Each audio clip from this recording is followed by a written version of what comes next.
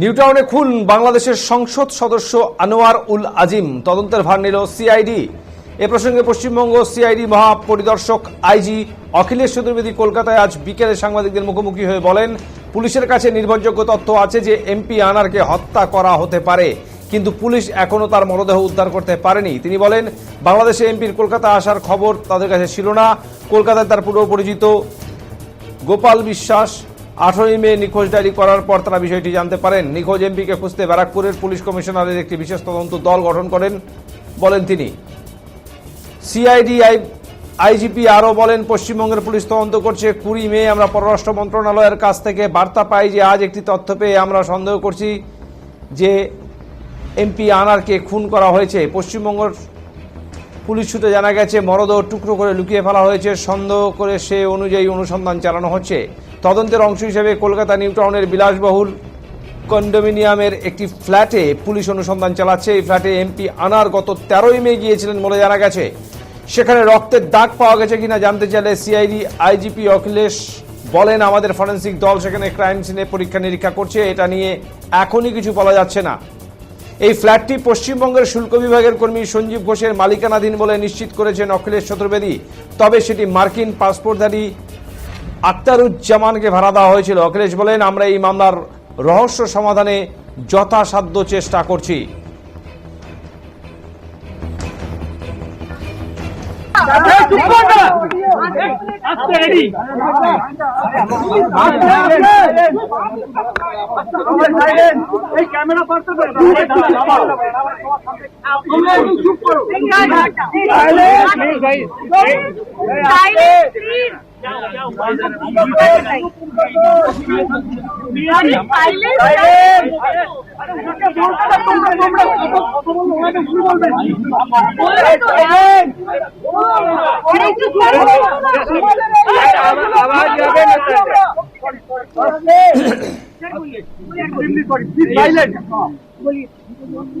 বাংলাদেশের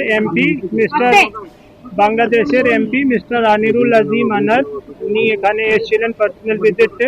তারপরে থেকে উনি মিসিং হয়ে যান। 18 তারিখে আমাদের ব্যারাকপুর পুলিশ কমিশনারেটে তাতে মিসিং ডায়েরি করে ওনার একজন জানাশোনা লোক মিস্টার গোপাল বিশ্বাস, তার ভিত্তিতে আমরা ইনকোয়ারি করতে শুরু করি। প্রথমে ব্যারাকপুর পুলিশ কমিশনারেট থেকে একটা এসআইটি হোক ওর জন্য, ওনার যে মিসিং ছিলেন। তারপরে ওই এসআইটি চেষ্টা করে ওনাকে ট্রেস করার, আর ওর পরে 20 তারিখে আমরা through ministry of external affairs একটা রিকুইজিশন পাই সেই কেসটাকে দেখার জন্য এখানে ওয়েস্ট বেঙ্গল গভর্নমেন্ট।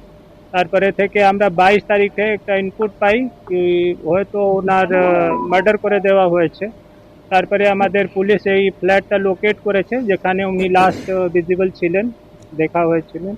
আর তারপরে থেকে কেস আমরা রেজিস্টার করছি আর কেসের তদন্ত সিআইডি নিচ্ছে।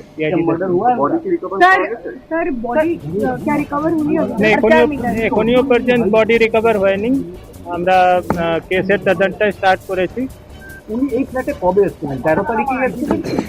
যতটা ইনফরমেশন সো ফার রিসিভড, উনি 13 তারিখে এখানে এসেছিলেন। ওনারা ওর আগে এসেছিলেন কিনা কোনো দিনে এ ছিল না, এটা it is subject to investigation. সঙ্গের যারা তারা কবে বেরিয়ে গেল সেটা সব কিছু জানা গেছে। কিছুটা এই সময় ডিসক্লোজ করাটা ঠিক হবে না, যেহেতু ইনভেস্টিগেশন একদম আর্লি ফেজে আছে।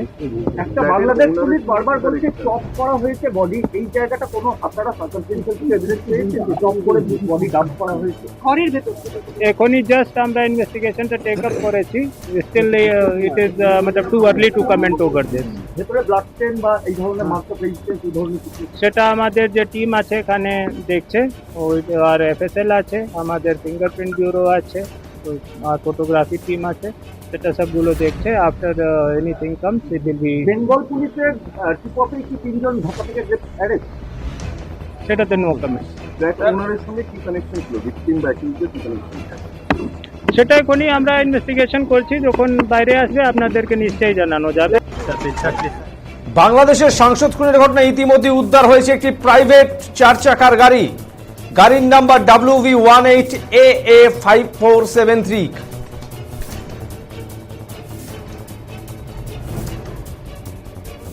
উদ্ধার হওয়া গাড়ি ফরেনসিক বিশেষজ্ঞ এবং ফিঙ্গারপ্রিন্ট বিশেষজ্ঞ নমুনা সংগ্রহ করছে। পুলিশ সূত্রে খবর, সিসিটিভি ফুটেজ খতিয়ে দেখে গাড়িটিকে শনাক্ত করা হয়। এরপরই গাড়ির মালিকের সঙ্গে যোগাযোগ করে এই গাড়িটিকে আনা হয়েছে নিউ টাউন থানায়। আবার আপনাদের জানিয়ে রাখি, বাংলাদেশের সংসদ সদস্য আনোয়ারুল আজিমের খুনের তদন্তভার নিয়েছে সিআইডি। আর তারপরেই কিন্তু উদ্ধার হয়েছে একটি প্রাইভেট 4 চাকার গাড়ি, গাড়ির নাম্বার WV18AA5473। উদ্ধার হওয়া গাড়ি ফরেনসিক বিশেষজ্ঞ এবং ফিঙ্গারপ্রিন্ট বিশেষজ্ঞ নমুনা সংগ্রহ করছে। পুলিশ সূত্রে খবর, সিসিটিভি ফুটেজ খতিয়ে দেখে গাড়িটিকে শনাক্ত করা হয়। এরপরই গাড়ির মালিকের সঙ্গে যোগাযোগ করে এই গাড়িটিকে আনা হয়েছে নিউ টাউন থানায়।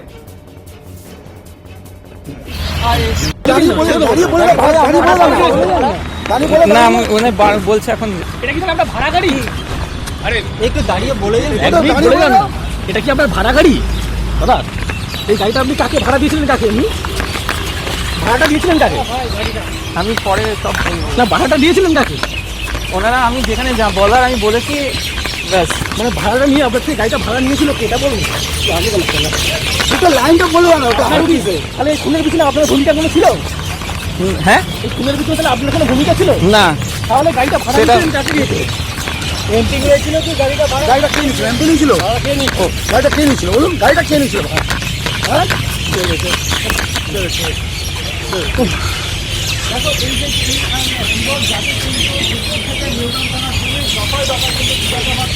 এবং তারপরে এই মুহূর্তে এই বিপদ জানাতে তার কাছ থেকে এই